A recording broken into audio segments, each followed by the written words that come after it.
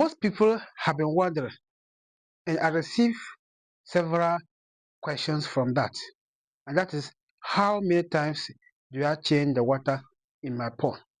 In other ways, how many days should I have changed the water in my pond? And to give you a straightforward answer, before I give you this explanation, there's no direct number of days that you change the pond water. It all boils down to several factors, which I shall break down soon. But before I go there, if you're watching this for the first time, my name is Abdulaziz Issa. All we do in this channel to share fish tips based on experience and research. So if you have not subscribed to the channel, please do so. Now let's continue. How many times to change the water, or how many days to change the water in your pond? It boils down to several factors. And I'm going to give you this in two main categories. First category has to do with having your fish farming in a traditional way, and that's keeping your water in your pond, put your fish, be changing the water all the time, and you are good to go. That's a traditional way. And those asking, they are mostly asking about this. Many people are confused as to how many days they should change the water when they stock it or when they stock their fish.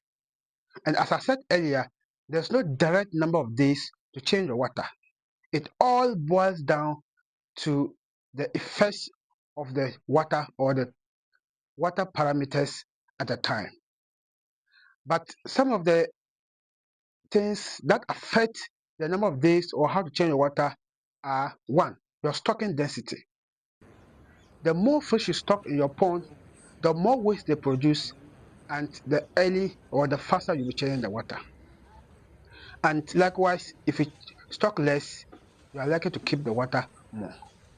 Second has to do with the type of feed that you give your fish. If you give the commercial feed, it has high ammonia when it dissolves.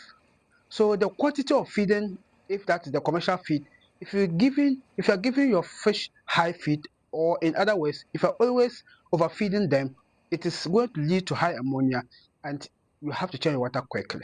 The third thing that affects how frequent you change your water is the amount of water you have in your pond.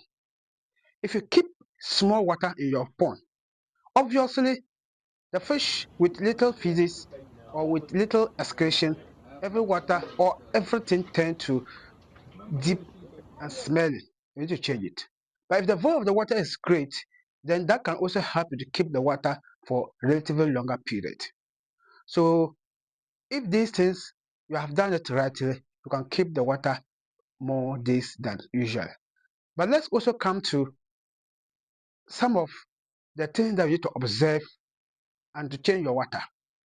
If you notice these signs, whether it is 1 day, 2 day, 3 day, 1 week, change the water. It doesn't really matter. That's why I started and said that there's no direct number of days to change the water. But there are things that you look up to.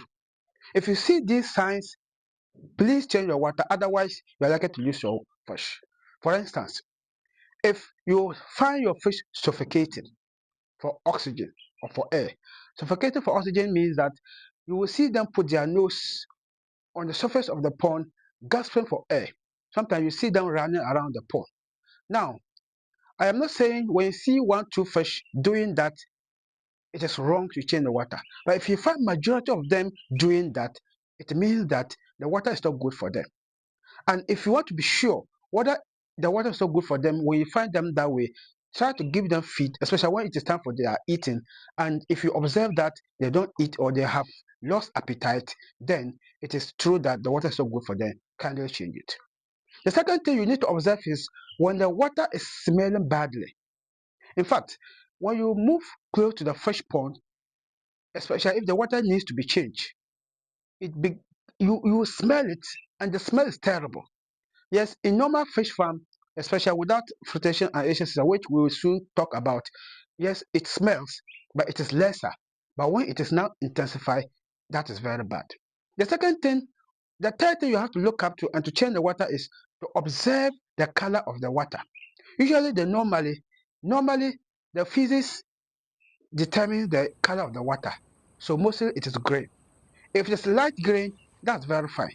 But if it turns to something brown or red, then it is indication that there's high ammonia and it is good you change the water. So if you observe these things, whether it is 2 days, 1 day, 1 week, 2 weeks, change the water. That is why I began by saying that there's no direct number of days that you should change the water. And it also boils down to the stage in which your fish are. For instance, if you still store them fingerlings very small, they produce less waste. And for that matter, the water can keep for relatively longer. But the more they grow, the more waste they produce, and then the water will get dirty quicker, and then you need to change your water quickly. So that is some of the things that determine how many days to change your water. Now, that's the traditional way. And I promise that I'm not going to talk and break it down into two major ones. Now, the second one has to do with using the recirculating aquaculture system, and this is gold mine.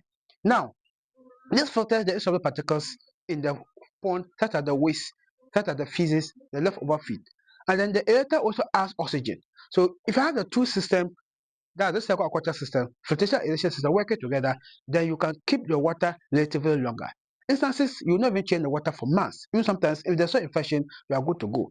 But even with that one too, if you have it and it is working, and you notice some of the signs that I enumerated earlier, then you need to change the water. But if you surely have this, it's going to help you a lot. If you want to know how to do this yourself, we have DIY course where you can learn this yourself, or you can equally contact us. We come and install this for you, and you are good to go. But if you're a completely beginner and you don't know where to begin your fish farm journey and where to end, we have made a free course for you, very detailed, from planning, setting up till harvesting and marketing your fish, entirely free for you on this channel. Check it out in the description or on the end screen. Click on it, watch the video entirely, and in fact, you are going to learn a lot, and that can help you because you have the basis after starting your farm, and you are going to be successful. Thank you so much for watching. If you have not subscribed to the channel, please do so. Like, share, comment. Let me know your thoughts in the comment section. Thank you. Bye bye.